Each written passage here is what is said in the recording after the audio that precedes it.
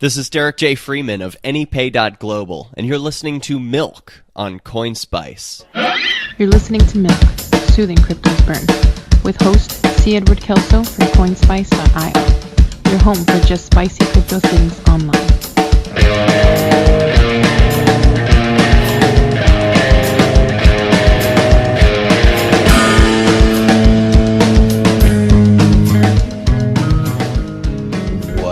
Is really going on, crypto savages? This is your host, C. Edward Kelso, editor-in-chief out at CoinSpice.io, back with another fantastic episode of Milk, Soothing Crypto's Burn.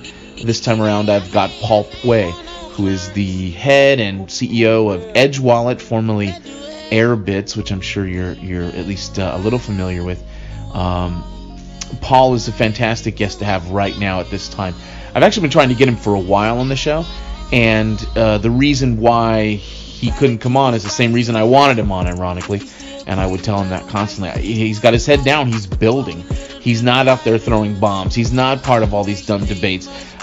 He's not screaming at the top of his lungs. He's a builder, and now that we're in a bear market, to put it mildly, and lots of projects are crashing and falling, and prices are in the toilet, this is the time, I think, to return to the people who kind of always had a nice sense of things, who are grounded, kind of even keel. Now, I like the bomb throwers too. I like to get into the debates, but when there's money on the table, when there's building involved, when there's things to be done, we have to go back to the Paul Pueys of the world, and he's a fantastic ambassador for sanity. He's a hopeful guy. He's someone I think you want to listen to right now because you kind of trust his opinion. Obviously, it's not financial advice. No one's shilling anything here besides the obvious. But he's an important guy to listen to right now at this time in the space. So I think you're going to enjoy the episode without any further yapping on my part. Here is Paul Puey, CEO of Edge Wallet. Huge admirer, and for a bunch of reasons. And I think our listeners might be fairly familiar with Edge Wallet, with you, because you've certainly been around the space for a while. But I just want to kind of sing your praises. One, in terms of temperament, you seem to be always above the fray. You're not afraid to mix it up. I've seen you debate, but you're always kind of above it a little bit. You're the only thing, when I think of your name, and this is going to sound weird, I think of ecumenical. Like you're the dude that is not going to, you have your beliefs and the ways that you want to proceed in the world, but you're also open to kind of other ideas and taking different sides. And I find that so refreshing in our space, which is becoming so tribal. And it's just nice to have, somebody out there that's cool, calm, collect, that's willing to kind of process it. Anyway, so that was a long way to go. I appreciate it, because I feel like a lot of the industry actually, how do I say it? Unless you're clickbaitable, you just don't get a whole lot of attention. And I think I tend to be less clickbaitable because I take a more pragmatic approach and balanced approach, which I don't rain cheerleader on any one side strongly or another. And so I think that's probably one of the challenges we have, is that being pragmatic is maybe boring to most. Yeah, and also as a business person, it seems to me there seems to be a slight, in our space anyway, edge, pardon the pun, towards people who are kind of bombasts, and they like to throw, jabs and so on. And I'm from a school of thought that, like, I'm going to put my money and I'm going to bet on the dude or dudette who can kind of go level. So that kind of brings me into what I wanted to start with, having you on here, and that's the market. Paul, we are terrified over here. We're really? Watching everything collapse. We're watching Eric Voorhees, who's a heroic figure in a lot of our eyes, have to do a mea culpa, bended knee, with a whole third of his employees go down. Consensus, which I think just maybe 5-6 months ago was sort of the star of the space, arguably, with regard to hiring all over the world, doing all these ambitious projects. Right. Things are they seem to be falling apart. Now there's the speculative price, the Bitmains are kind of falling by the wayside. Right. Here's an easy one. Where are you on all this? How do you come down at the current state of the space? we go through the similar struggles that we went through in like 2015, 2016, when the market was, kind of tanked. And so this is definitely a cleansing period where the different projects prove which ones have viability and which ones are offering a decent product in the market. And ironically, the ones that you just mentioned, they make the most headlines because they made the most headlines. Does that make any sense? Yeah. So they're making headlines now, and people are making a big deal out of them because they're so much in the mind's eye of the people that saw them over the past several years. Does that mean that they're not making a good, compelling product, right now, and their product isn't kind of living through this downturn? Not necessarily. It's just being smart, right? It's simply being smart in the sense that if you are making less money at a certain point in time and having to adjust your financial outcome to survive and actually ride into the next bear market, then so be it. I just got off talking with one of the early employees of Coinbase. And, and we kind of had the similar discussion. And he said, I was there for quite a number of years. And I feel like the number one reason why they're still around is they were very, very diligent with the resources during the bear markets, and they just literally survived into the uptrends where a lot of the money is made. And so that our hope, obviously, in cryptocurrency, that smooths out, or we don't have this roller coaster and becomes a smoother cycle. And at worst, the cycle that you see in like the stock market and the regular tech market, where it's like a 10-year cycle versus a 2-year cycle. And it's not as big of a crash and as big of a spike. It's more gradual. But this is kind of the normal order of business of just cyclical economies. That's not abnormal. And, I've worked in other companies that just have to go through the cycles where they'd be yearly cycles. And, most people are coming in during the summertime, and you just kind of deal with it during the winter, right? It's the same thing, or vice versa, or they're biannual cycles like crypto, or they're 10-year cycles. Like other industries or stock markets. Sure. So I think people should, media likes to take something and highlight it because that's the only way they make money. Right. Or you make things sound more drastic than they really are because that's how people click. And when people click, you make money. Yep. So that's a thing to be aware of in the media circles. And usually negative makes bigger news than positive. And so they'll take and very, very much highlight the negative, and the positives just kind of get a mention, So right. Take everything you see with a grain of salt. I'd be shocked to hear people saying, "Oh my God, everything is just collapsing and falling apart." Mm-hmm. It's yes, other bad news is going to come out like this. Does it mean it's bad for the industry as a whole? I don't think it's nearly that bad. We could see other notable companies, acquisitions or layoffs and whatnot. Mm-hmm. But industry as a whole, it's just part of the cycle of events, and it's a thing that happens, and then you rebuild. And so, not much different happened in companies that we're aware of, and even ourselves back in 2015, 2016, and then you rebuild and you have your growth phase going into like the 2017s. And we'll have another one of those with another big, growth ramp up. We expect it. I think everyone else is as well. Mm-hmm. And then it's about using the quiet time to build properly, but also to, manage resources. And it's the word I was thinking of while you were talking was maturation. That our market is still, the industry is still somewhat nascent. I mean, obviously, it's been around a decade-ish, but as it exists now, it's still got its toddler legs, and a lot of the younger guys and gals who entered the space in the last couple of years, Bitcoin, crypto, for lack of a better phrase or word, has been around during a bear market. So even though we got in towards the end of the Great Recession, is when it started to build. I mean, the stock market in the U.S. anyway has since doubled, and so we've not known a recession during this time. So if that starts to also wobble, which some people say it might be, that puts an extra layer on things. And I think a lot of the newer people who've come in the last few years who don't have sort of the historical perspective of having lived through bear markets, I think this is shaking them, and they're seeing a lot of this stuff sort of fall down. And it looks, somewhat apocalyptic. So I'm glad to hear you say that. Go ahead.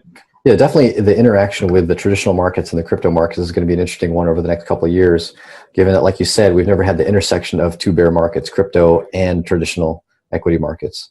And so this is, I mean, while it might not happen, all figures are pointing to it. It is going to happen, is what everyone's saying. Like within the next couple of years, we'll see a pretty significant economic downturn. And this will be the first one that is overlapped with crypto. And it can go both ways. It can hurt crypto as a whole as well, where people just completely exit out of anything remotely considered an investment. Right. And put into something that what they deem is the absolute safest. Or it could be a boom for crypto where people like exit out what they think are kind of the established investments or just regular monetary holdings and go into crypto. It can kind of go both ways. But it's interesting to note that because the cycles of the standard equity markets is much bigger, like a much longer cycle, many people have not seen a bear market. Like they're just too young. It was when they were in college, and they've been working for 6-7 years, and they just haven't seen it. Whereas crypto, you see it if you're in it any decent amount of time, you've already seen one. And so it'll definitely be an interesting take, and we'll see what the intersection of the two, how it plays out. But I'm kind of excited to see it in a weird, scary way, only because I'm excited for new things that ever haven't happened before. Just in general, whether even if they're somewhat tragic, there's something about it, that brings about, it keeps you awake, and you're just going waiting in a good, excited way.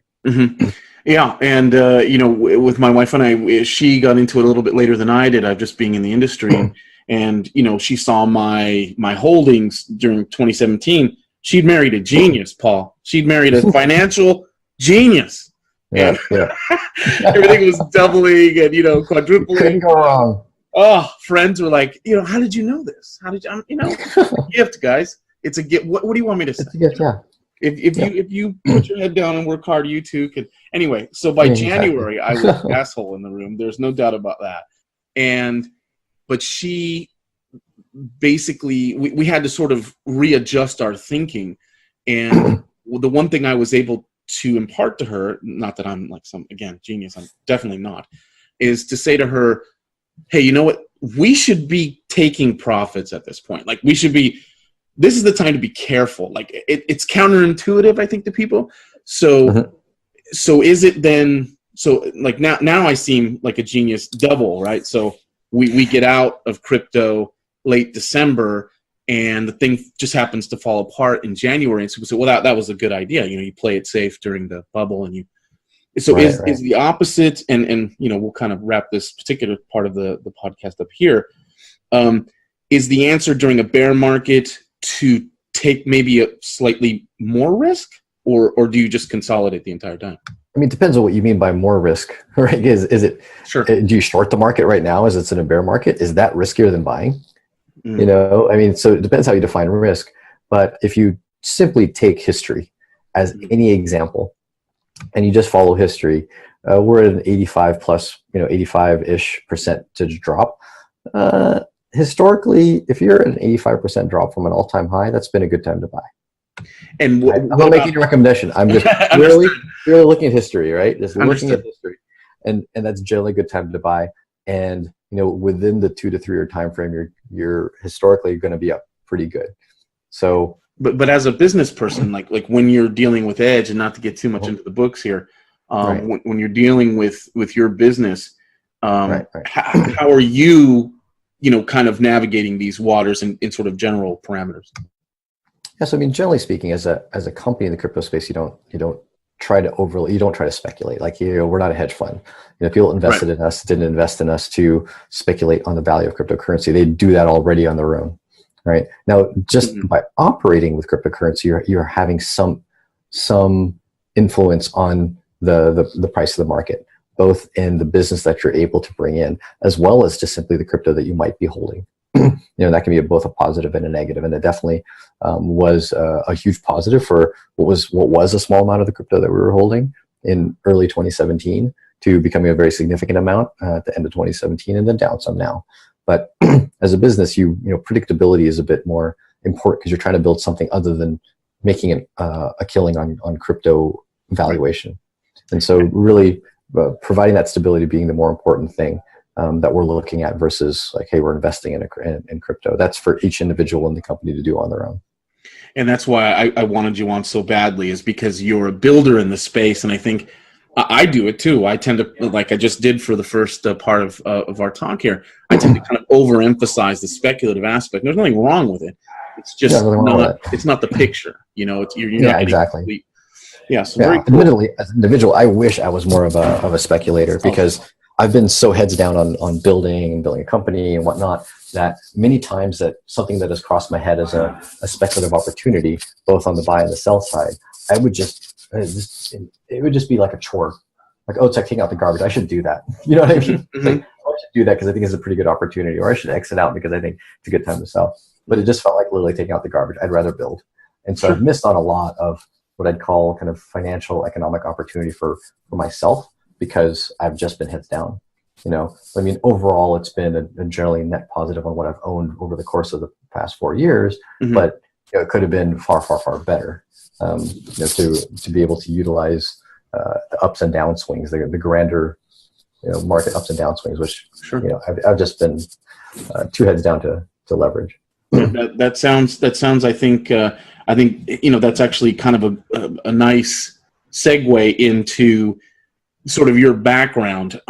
We travel in some similar circles. You've been to Acapulco. I've seen some tweets of yours that lean libertarian-ish. You've chosen to keep your business in the United States, which is super daring considering how litigious this place is, and also in California. How do you sort of jive your personal politics worldview with Edge Wallet or Airbits, and then now Edge Wallet? How does all that work together? Yeah, it's definitely a mishmash that I have struggles in defining in clear and easy terms that people understand. So from the viewpoint of Edge Wallet, why I built it, if I had to kind of sum it up, our take was really take the pure benefit of what cryptocurrency has to offer, which, if one were to ask what it is, there's several answers, right? It's like, okay, to some it's cheap transactions. To others, it's kind of the hard money. It's not controlled by Federal Reserve. To others, it's accessibility, like meaning like you have a digital network that's all around the world that people can access. To others, it's the ability to own your own digital money. That's never happened before, and so, if I had to pick one of those, I fundamentally believe it's the access and control. Like, people everywhere in the world can access this technology, and they don't have to be given that ability because a bank decides to set up shop in your country, in order for you to access that network. So that access and it's that freedom to move value is one of the key differentiators from that and other prior digital monies and whatnot. And what we're trying to do with Edge and Airbits is empower pretty much everyone to be able to do that. And we wanted to transition from the era of kind of the early adopter and cryptic tools to the more accessible tools, right? That accessibility factor, not just for the early crypto anarchists, but for kind of the everybody. And one of the beliefs that I and many of the team have is that when you really have a strong ideal, the only way to push your ideal is to give it also to the people that don't give a shit about your ideal. Right. Like you're as a person that does care about privacy. I'm the weirdest person when it comes to privacy, because I care about it on a technical and ideological level, but I won't deal with shitty tools that try to get it for me. Right? Like I'll only deal with it. Like, I'll respect the tools that do it for me instantly, easily, invisibly. But, I use regular unencrypted email. All those email services, otherwise, they kind of suck. I've tried using WhatsApp, which is somewhat encrypted, but it kind of sucks. Yeah. And so I'm stuck with like an unencrypted Telegram. And there's a encrypted version of Telegram chat, or you do the secret message, but it sucks in a few other ways. And I can go on for 2 hours on the very minutiae specifics of why those different versions suck. So while I will try these tools, I'm quick to drop them, because to me, you're not going to achieve the broad sweeping privacy by building a tool that's very unusable. You're going to get the 5 people in the world using it. Well, that to me isn't accomplishing anything. Right. And so why do we do this? We want to take our ideals. So we want, user-controlled, non-custodial crypto. We want privacy, but we want it for even the people that don't give a shit about it, because that way everybody gets it. Because you don't get the benefit of what you believe in if only your little clan gets it. Mm-hmm. Not going to get the grand benefit. And that was true of like personal computers. That was true of a lot of social media. It was true of any kind of network effect type of a tool. You need other people to adopt it. And if they're not aligning with your ideals, then you almost have to give them whatever they want and hide what you want inside of it, like Trojan horse it. Mm-hmm. So where do I fit? Where do I fit as far as in the political space? Mm-hmm. Yeah, I've got this libertarian leaning aspect, because I do feel like people should do what they want, but it's balanced with the realization that with choice comes inefficiency.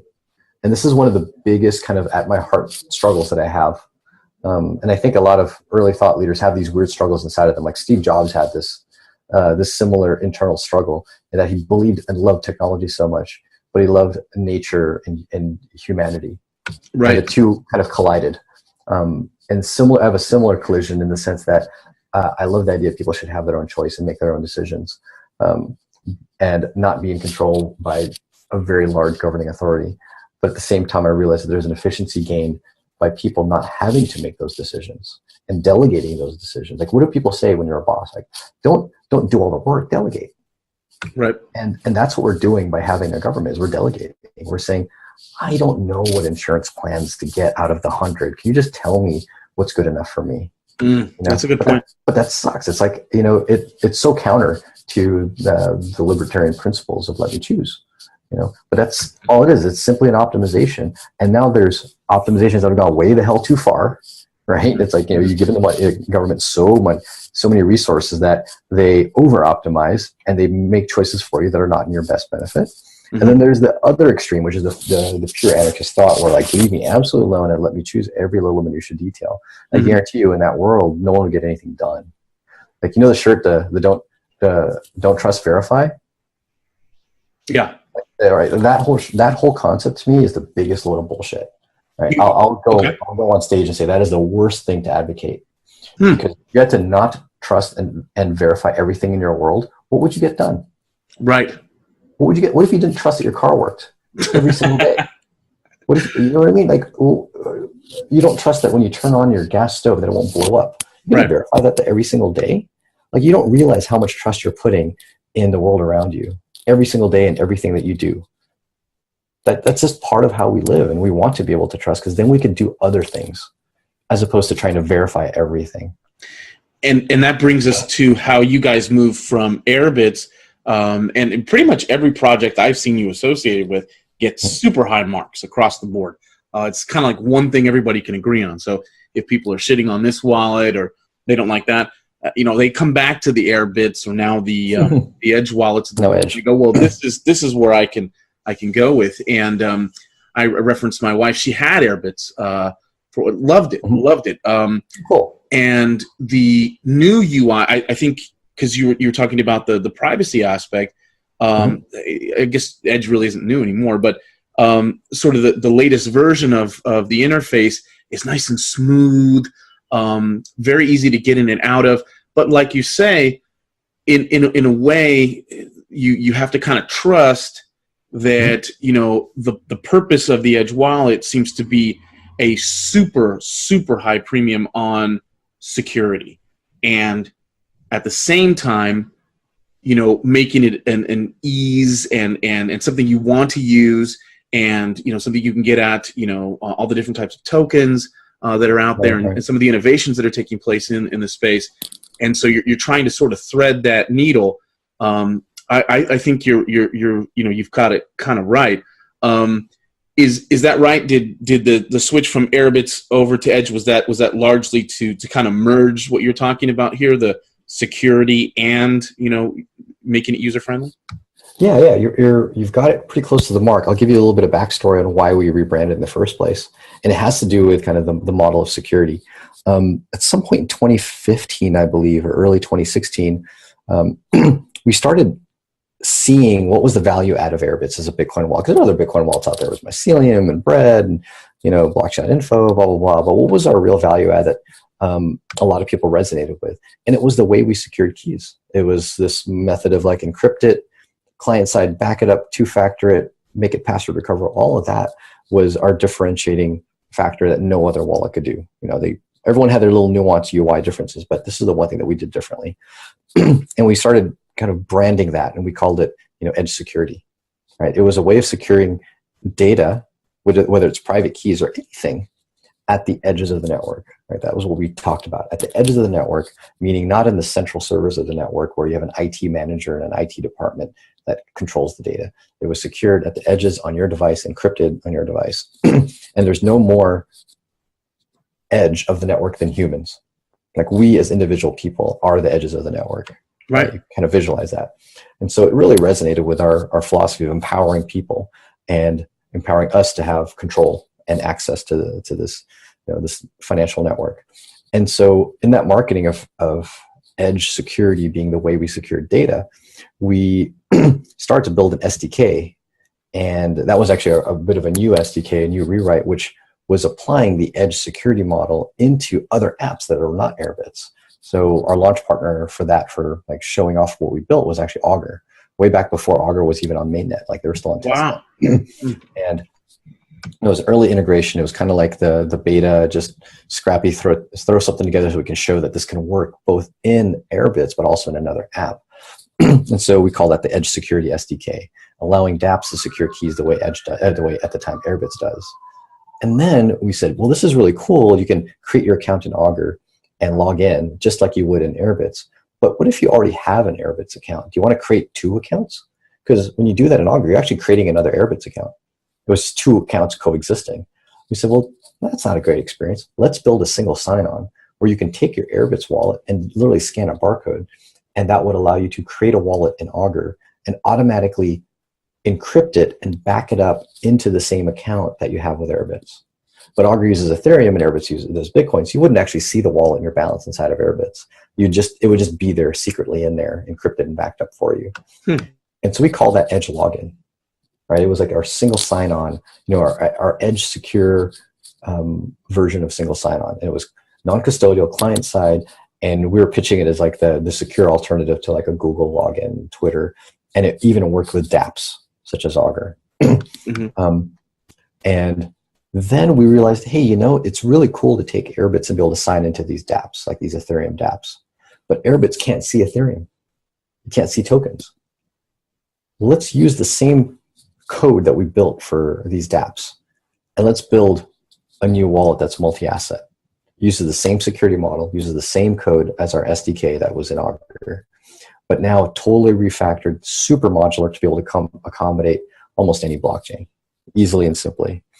And that's when we went heads down in 2017 and almost disappeared. We almost went to no conferences. We bulked up our team and went heads down on building Edge Wallet. Very smart. And it was smart, but poor timing in a way, because when Edge Wallet came out, we didn't come out until 2018, right? We kind of missed the 2017 ramp-up, right? But ironically, Airbits itself, even though we did no marketing for Airbits, we went very heads down, didn't show up. Airbits saw 10x, 20x increase in transaction throughput and new accounts and active accounts, all that stuff, just because the industry was, going through the roof. But that's now why we decided to then rebrand, is that we had a new app. It couldn't be called Airbits because it was a completely new code base, and we couldn't stomp on top of the original Airbits because people would lose some functionality. All the new stuff was called Edge Security, the Edge SDK, Edge Login. And at that point, so let's just call the new app Edge. Well, at that point, let's just call the whole company Edge. Yeah. And that was kind of the transformation to where we are now, which, yes, you're right. It highlights the security model and highlights the fact that it's a new app. It's now multi-asset, and it's a platform that you can put into your own application. You don't just have to run ours. So all-encompassing in that regard. And we've been very happy with the rebrand. Yeah, and you say multi-asset. Roughly, what do you guys support? Oh man, I used to be able to just rattle this off the top of my head. Now I have to like actually go to our website to remember what the heck we support. But obviously Bitcoin Cash, Ethereum, any token on Ethereum. We have a few pre-programmed. You can add any other ones if you wanted to. We're one of the few that supports Monero and Stellar and Ripple. On mobile, I think we're the only multi-asset that supports those guys. And then Dash, Feathercoin, Zcoin, Digibyte, Vertcoin, Bitcoin Gold, Smart Cash, Bitcoin SV. So good handful. We could easily add 100 more, especially the forks of Bitcoin. But we're more focused on getting the true value add coins that you don't see a whole lot of in a lot of the other multi-asset wallets. So we're days away from announcing a new one that's within the top 10 cryptocurrencies that is in pretty high demand. So that'll be announced next week when we head over to Miami for the TNABC conference. Oh, very nice. Yep, very nice. nice. So that's something to look forward to. Yeah, for sure. Yeah, and so again, listeners, this is in one application, so you can download it. It's secure, is putting it mildly, and you can keep them honest by as what customers do is picking up, dropping, and so on. And Edge and Paul and Airbits in general, they have always kind of been there, constantly molding, staying ahead of things. As he said, head down on it. So it's in one wallet, and you have all this exposure. You can be kind of sure that when things come out, Paul and his crew are going to be all over it. They were one of the earliest during the Bitcoin Cash fork, I think, to the latest one in November. You guys are one of the first to be out there going, hey, here's how you can split. Here's how this works. Am I saying that right? Yeah, yep, exactly. We're one of the few, if not like maybe only like one of two that allowed you to split your BCH into BSV and replay protected as well. So I know we had a few people on there. We even had CEOs of some major companies in the BCH BSV camp actually using our wallet to split and hold their funds. Sure, and again, you want, as someone in the space, you never know what's going to happen, and you want a piece of software, an application, for lack of a better phrase, to be that nimble, to be able to react that quickly to what's going on in the space. So Edge just, again, over and over again, just keeps getting high marks and keeps kicking much ass. Yeah. Thanks so much. Yeah, I've taken a lot of your time here. Let's end with what's, obviously you're going to make a nice announcement in Miami. What is the future for Edge? Say in the next, I guess, year or so. Next year, relative to what we just built over the past year in 2018. So obviously we've been adding assets on a regular pulse, and I think that's going to continue on without much difference. So not too big of an increase, not really a decrease in that. But the thing that we're really, really focused on is exchange integrations over the next couple of quarters. And so if people look at what Edge can do today, a lot of it is crypto to crypto. So we do support credit card to crypto via our partner Simplex. All right, and the fees are kind of high. It's like 6% to do that. Right. But you get it very fast, 10 to 30 minutes. And you've got crypto in your wallet and keys you control, not on an exchange. But right now, most of the support is crypto to crypto via 3 different partners: Shapeshift, Simplex, and Shapeshift, ChangeNow, and Changely. Right? And if people don't know, there's a really, really cool feature in Edge, which no other wallet does, where you can request a swap from one currency to another. And Edge, from your phone, doesn't even use any of our servers, from your phone will actually hunt for the best price across all of the supported exchanges.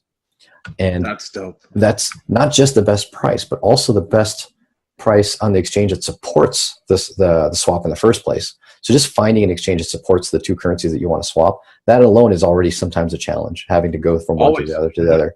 And then the thing that people forget is that many of the exchanges have different limits. So what's the most you can buy? What's the minimum that you have to buy?